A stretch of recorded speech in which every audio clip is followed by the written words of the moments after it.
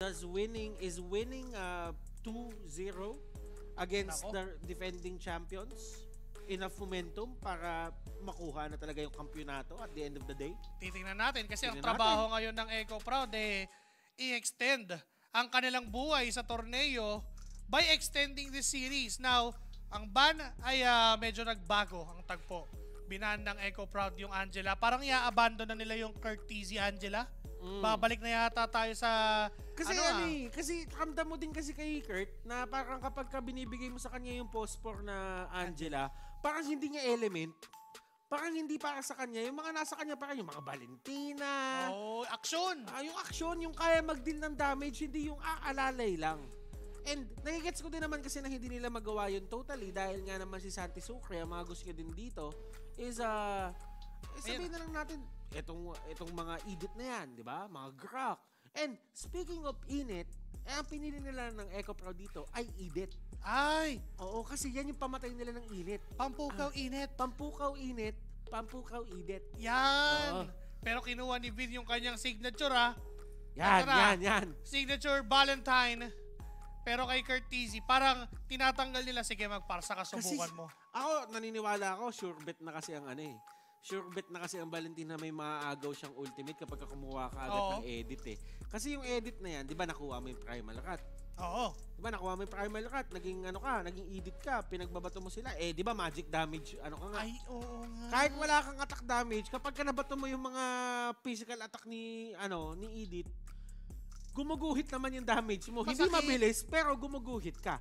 At kapag kaayaw na niya, pwede siyang lumipat doon kay Pylax. Ay, oo. Tapos Pwede pa siya mag-stun ulit. So, may 3 stun ang isang Valentina. May 3 extra stun ang Valentina kapag ka nakuha niya yung primal cut. Tapos ano pa, masakit pa yung hindi mo pa pwedeng galawin kasi alam mo na masasaktan ka pero mukhang bumalik. Balik talaga, pre. Ito na yung pinag-uusapan natin. Ito yung sinasabi natin. This is the configuration that we all know. And the Orcas or yung mga fans ng yung 5 Echo fans na sinasabi, Ayan na. this is what they love. Diba?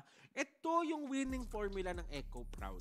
Pumalakpak na yung 5 Echo fans. Oo, sabi nila, 1, 2, 3. Gumanon Yun na. sila lahat. Isang bagsak Isang lang. palakpak lang kasi medyo kabado Medyo delicate side. Medyo kabado pa. Pero pag ito, nanalo dito, ayun na, round of applause. Marami na yon. Tapos si Curtizy, naka-Novaria pa siya. So, hindi ganun sabihin na natin ka-useful para kunin yung Astral Echo kasi wala ka namang Astral Recall pag hindi mo Valentina ka. nagagamit. Pwede siguro in the early stages, yung late game, kapag kahanapan na ng mga Oo, tao. vision. Vision na. Pero at the early game, hindi mo kukunin yun eh. Mas prefer mo ang primal wrath. Oo. Pero at least there's a bit of Options. flexibility para kay TNZ4 na kung ano man yung kukunin dito ni Vin. Kung ano yung pinakakailangan sa sitwasyon, kailangan gamitin ni Vin o kailangan niya makuha yung best choice doon sa mga ganong klaseng situations. Now, for TNCC4, kumuha ulit sila ng Claude ni Kuro pero wala pang hero si Kuya Janbil Wala pang hero si Galawang Janbil. So ibig sabihin ang mga mababan dito, pwedeng possible Irithel, yung mga ganon. Ito tinanggal nila yung Franco para wala na akong makahuli. hindi pa sila naniniwala na Pero kasi, yung Kaja hindi pa nahahawakan dito. Pwede ko nga tatanggalin eh. And TNC4 yung nagtatanggal, di ba? Pero kasi for TNC4, I don't think naman natakot sila sa Kaja as of now. Kasi kung tutuusin, Predarin naman yan eh. Kapag ka din mo yung judgment mo yung Predarin, hindi na makaka-retry. Pag to nagban ng Kaja, XP tong Predrin. Pwede. Pwede. Yun ang nararamdaman ko. And kung ibaban naman yon ng Echo, parang sasabihin na ng TNCC4, salamat. Kayo na nagban para sa Pero amin. kasi, pwede din na ini-swerve na naman sila dito. Kasi, Lancelot yung nasa kabila. Pwede din kasi mag-Martis dito si Nasty Wayne ulit. Kaso, tinanggal, alam na ng Echo yan. Alam ng Echo eh. Sabi nila, ay tanggalin na natin yung Martis. Medyo Pero mahirap. ano pa ba yung mga ibang pwede? May feeling ako na May akay pa nga eh. may akay pa. Pwede pa sila mag-akay dito. And actually, ang dami pang options ng TNZ4 dito. They just have to be very careful into picking it kasi may 2 pick pa dito na pwedeng gawin yung side ng Echo Proud. Ang tanong ko ngayon, anong pa-prioritize sila ngayon? Is it going to be the Roamer or the roamer jungler ba? Feeling ko Diba? Hero ni Galawang Jan. Ay, Kaso kasi ayaw talaga nila yung... ayaw nila. Ayaw muna nila Teris- ibigay. Well, alam naman natin kung ano yung kayang ibigay na... May Aaron confirmation na ata ako ngayon. Ano? May confirmation na ako ngayon na mas mataas yung chance na XP Fred. Kasi oo nga. tinanggal mo yung Teres eh. Ayaw mo ng ganyan klaseng katapat. Oo, ayaw mo ng pinapalo-palo kay. Kasi ang makulit kasi kay Terisla, yung first skill niya, execute yun eh. May Oo kasamang execute yun eh. So, ibig sabihin, kahit anumang region na gustong gawin dito ni Yusuke, kung ma-penalty, ni Micro, ma-penalty zone ka, matatakan ka nun, tapos Yari. ka. Tapos Oo. ka pa rin. Walang region doon. Saka hindi biro ang kaya ibigay na damage. Now for Echo, pwede silang magtanggal ng Kaja nga. Ibig Kadya sabihin, talaga. parang ang ginawa ng TNCC4, hindi nyo ibaban. Kukunin namin yan pag di nyo ibaban. Ito pre, pakiramdam ko, parang medyo naging reactive na talaga yung Echo Proud ha. Parang pumapasok sila dun sa patibong ng TNC4 eh. Oo. Kumbaga yung trap card nakaset, tapos kinakagat ng Echo Proud yung trap card na yun. Ayan na! Sila ang kumuha. Ngayon, kanina, may sinasabi tayo na parang, uy, nakalimutan. Oo. Pero dito, all bases covered para sa side ng TNC4 kasi walang kakagat at walang hahawak ng bigla-biglaan dito kay Joy. Malaya to si Nasty Malaya siya. Wayne. So, ibig sabihin, XP lane na talaga to si Kuya Fredrin. Fredrin. Ano siya? Fredrin Aguilar siya. Oh, tama. Tama, nasa XP siya eh. Nasa XP siya. Diba? Si Fredrin Aguilar, madaming XP yun. Oo. And so nilagay na nila si Edith kay James tapos Santi Suko. Alam mo, ano nakakatawa dito? Yung trapting nila medyo medyo basahan eh. Psycho! Medyo cross-stitch talaga eh. Cross-stitch. Kino-cross-stitch sila eh. Ay, hindi pala cross-stitch pre. Ano? Cross-examine. Yan. Pero pwede din cross-stitch. Panindigan ko yung sinabi ko. Parang tahi-tahi talaga lahat. Na parang alam na ng dalawang team na gagawin nila. Pero, may pakaramdam ako pre na na mas lumamang in terms of drop dito. Kakaunti lang naman. Etong side ng TNC po. Ako din. Sa Cupra Lumamang sila dun sa Cupra. Kasi, nung nagkaroon ng Cupra, parang mapipilitan na dito agad yung Minotaur na mag-initiate ng mas maaga. Oo. Kasi hindi naman siya pwede mag-initiate mag-isa eh. Parang hindi siya pwedeng siya yung umabante. Tsaka, mapipilitan sa na on the very early ay medyo sama-samahan si Kuya Saida. Dahil Cupra to, init counter to sa mga Lancelot. Kapag mayroong Cupra na umaaligid sa'yo sa jungle mo, hindi pwedeng hindi ka re-retry. Ngayon, ang isipin na lang natin dito, eto, Saida, babackline, sasamahan siya ng isang Novaria pero hindi pagsamang physical Oo. na madalas natin nakikita. Talagang magbabato siya ng mga Star Shatter, mga recoils and all that. And yun yung magiging trabaho niya dito. Pero, ang trabaho naman dito ni Santi Sucre is make sure na sobrang safe ni Outplay. Yun na. Kailangan makagalaw ang galawang Janvin. Kailangan mabigyan ng pre-hit. Kahit wala nang libre sa panahon ngayon, kailangan maka-pre-hit si Kuya John Bill. And Santi Sucre, nakikita naman natin na binibigyan talaga siya agad dito ng level 2. And ito yung isa sa mga downside din ng isang ng isang Minotaur. Na parang ulti rin lang. first 3 levels, kahit sabihin natin kung aga mo pa dumating sa level 3, hindi ka ka-game breaking as possible ng Yung Cupra kasi, matalunan kayo sa mada-bouncing ball ka, there's always a chance na mapapagamit kayo ng flicker. Si Minotaur kasi, hindi siya ganong klase ng hero. Ayan, tira mo yung ginagawa ni Diba? Yusuke. Didikitan lang niya. Didikitan niya, guguluhin niya, unti-unti. At after nun, parang si Yusuke, mapapaplicker niya doon, pero with the help of Saida na Santi Sucre doon. Pero kung iisipin mo kung Cupra ka ng mga panahon na yun o iba pang hero, parang tuloy-tuloy lang yung stun na magaganap kay Yusuke doon eh. Kailangan niya talagang i-commit yung flicker dahil kapag hindi pa, parang isang segundo na lang bago ka ma-burst. Pero ngayon for Echo, mas maganda yung estado ni Outplayed sa lane. Kesa sa nangyari kanina. Interesting. Very interesting take. And I get the I get the sentiment na ang nangyayari talaga dito is parang if ikaw si Outplayed ngayon at ikaw yung naka-Bruno, ang gusto mo talaga sipain si Kuro kasi there is no way na ma-out-damage ka ni Kuro at this point. Oo, lalo na nerf pa yung Claude. Bawas yung mga damage na nakuha niya sa items pero si Santi Sucre, binibigay talaga sa kanya, sa'yo na yung buong wave.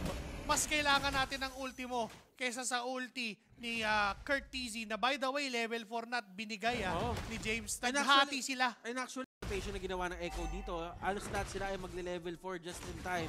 Pero si Santi Sucre, papunta na rin dito sa may area. At si James, nahuli si Micro.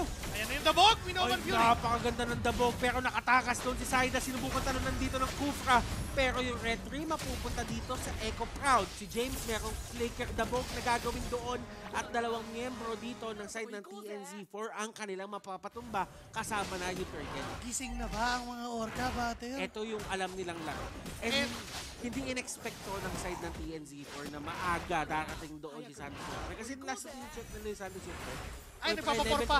Level 3 pa to level 3 pa to. Pero biglang dumating doon, level 4, nag-flicker, gulat ang mundo eh. Talagang dabog kung Tsaka dabog. walang oras si Bin para nakawin yun eh. Oo nga, and also, itong si Yusuke, nakita mo nga na hindi tumama yung kanyang talon. Nakatakas si Saida, Saida. naka-turn rose. Sobrang halaga ng mga ganong tagpo now. For Echo, ito yung nakasanayan nilang laro at nakasanayan din nating makita. Oh, ang ganda ng start ng Echo Proud dito dahil napigilan mo yung pagiging aggressive ngayon ng side ng TNZ4. There are certain teams na talagang nagpa-passive na after nito. So, kailangan dito ng TNZ4 na puppukin pa tong Echo. Pero nakita nila ngayon, nandito si James at kumukulit. Merong primal rush na gagamitin at lahat na ata ng damage dealing skills na meron itong dalawang to ginamit na nila. Pero hindi pa rin talaga sapat at si Saida ay nandun para bumack up. And James, ang dami niyang pinagdaanan. Kumbaga, kaya niyang gawa ng libro. Ng life story niya, autobiography, lahat ng nangyari sa kanya doon. Lahat ng mga experiences in life pwede niya nang isulat. Parang ano yun, may conclusion, lessons learned. May ano pa, may, ano ba yun yung nasa umpisa ng mga libro? Table of contents. Yeah, may table of contents. Tapos acknowledgement, mga ganyan. May acknowledgement. Tapos talagang na-acknowledge din ng TNCZ4 na, teka, hindi pwedeng biruin to ha. Hindi pwede talaga. Kumbaga kasi kanina, may chance sana sila na talagang guluhin dito si Kuro at si Nasty Wayne. Kaso, ang problema naman ay si Nasty Wayne at si Kuro pala yung manggulo. Kaso ang problema, bigla nag-level 4 si Santi Sucre. Ayun. Nagkamali ng usapan. Ngayon, dahil doon sa turn of events na yon, ay totoo nga yung sabi natin, Joshi, naging passive bigla dito yung side ng TNZ4 to the point na kahit yung second turtle, na kaya naman nila i-contest, hindi na nila ginawa. Tsaka naging sagot na ng TNCZ4, bawi na lang tayo sa ibang lane. Pero alam ni Outplayed na ganun yung gagawin. So sobrang ingat niya. To a point, naka-purify pa itong Bruno na to. Tapos he was able to dodge yung mga talon na ginagawa ni Yusuke. At tinan mo naman yung ginagawa ng Echo na punish.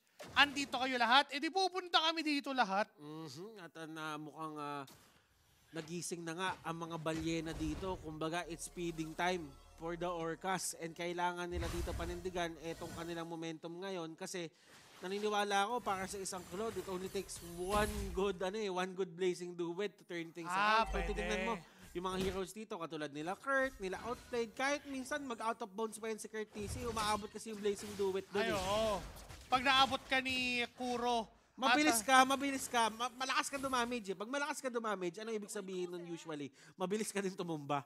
Yun na nga. May kaakibat ng mataas na damage ang squishiness kasi wala kang defensive item. Walang perfectong hero. Oo, hindi lahat binibigay. Oy, May talon?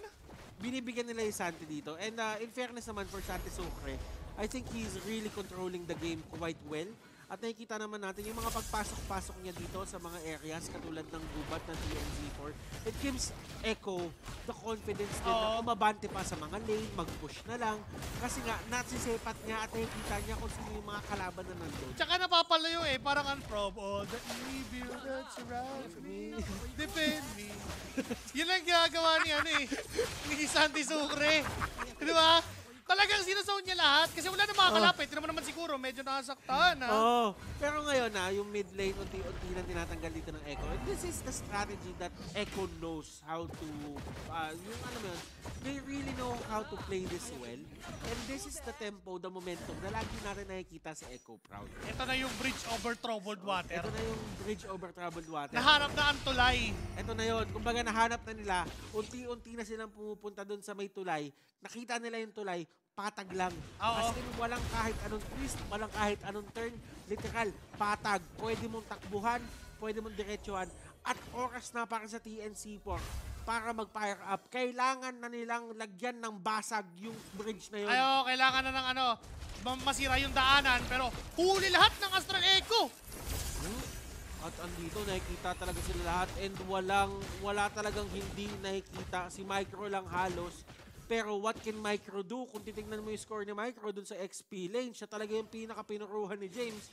And yung 0-2 na yan is one of the reasons why hindi talaga malabanan ng TNC4 head-on dito yung mga members ng side ng Echo kasi nga yung isang tangke nila hindi ka talaga makapurma. Imagine mo yung tatangki ka pero wala kang matangki kasi masyado ka pang malambot. Look at James. Talagang sugod lang ng sugod. Di ba nga naman kapag patag ang tulay, mabilis ang mga truck doon. Echo Express nga eh. Echo Express, kumbaga, hindi talaga sila papatilag ngayon. And nagiging mabilis lang naman talaga kasi yung laro. And isipin mo, 8 minutes na nakayakap na sa tier 3 turret dito, yung side ng TNC4. Tapos 7.7k. Kung ano yung ginawa ng TNC4 kanina sa Echo, ginagawa nila ngayon pabalik. Nagmamadali at nagmamadaling naglalagablab ngayon ng side ng Echo. At si Yusuke susubukan tumalon pero Very low. So hindi umabot yung mga damage din. Pinang-kiklear. Onti pa. Para kay Kuro. Naramdaman na ni Santi Sucre. Pinang-kiklear nila ng wave. Ang maganda naman doon, para side ng Echo, gumamit ng Purify si Kuro, papasok. Ay. Kaya din hindi din nila manakap eh. Kasi yan din yung isang trabaho talaga ng isang Minotaur dito eh, na hindi natin masyadong na-highlight din kanina. Pero bigyan natin na highlight ngayon. Pag may Blazing Duet na si Kuro, talo na mo. It's up to Santi Sucre para inakap siya at pigilan yung buong sequence ng ng Blazing Duet. Diba? Kasi alam naman natin yung Blazing Duet. Manak up ka niyan, tapos talaga kahit kakasimula mo pa lang eh. Natin sila James, sila Zaida, nandito na. Oh. At hindi na makakontest dito yung side ng TNZ40. Si Yusuke, naghahanap siya dito ng isang magandang initiation. Isang magandang Tyrant's Revenge. Isang-isa lang. Yun lang halos yung kailangan niya dito. And kung iisipin, si Outplayed lang din naman kasi yung dito ay naka-purify. So pwedeng bigyan yung iba. So pwedeng bigyan yung iba. At dapat yan. Uy, pero yan. Yung mga ganyan yung sinasabi natin si Santi Sucre ang mabibigyan. Pero ibig sabihin lang nun ay open na dito yung mga members ng side ng CNC4 na itumba ng ibang mga members ng Echo Proud. Nagamit na yung ultimate, naging mas matapang na sila ngayon, at ito na, pinintahan na pre. Pumirma eh. Pinirmahan na ni Zaida, gumawa siya ng letter Z doon. Akala nyo Zoro, hindi, si Zaida yun. Zaida yun, di ba? At kung titignan din natin yung ginawa ni Santi Sucre, the sacrificial play eh. Alam niya kasi na possible na mahuli yung ibang members, at kung si Kurt TZ yun, medyo mahirap for Echo. Ngayon TNZ4, they cannot fight the wave na dinadala sa kanila dito ng mga balyena. Kumbaga yung makawal dito, unting nilulunod ng mga balyena. At hindi sila makahinga ngayon. Ganun yung story lang. Uy! Sinalo! Gandang cancel! Yung talo ni Onward, parang sabi niya, tatalon ako. Sige bro, yakap kita bro. Sinalo! Niyakap yung nagyayakap! Ngayon ang Echo ay nakatutok na sa base. At yung yakap ay nayakap. Ngayon ay ang base ay unti-unti nang natutuklap. May pagpirma ng letter Z. And I think, Joshi, we are heading to a game number 3. One-sided game ang binigay. One-sided game ang isasagot. Echo Proud, hindi pa sila tapos. Hindi pa. Hindi pa sila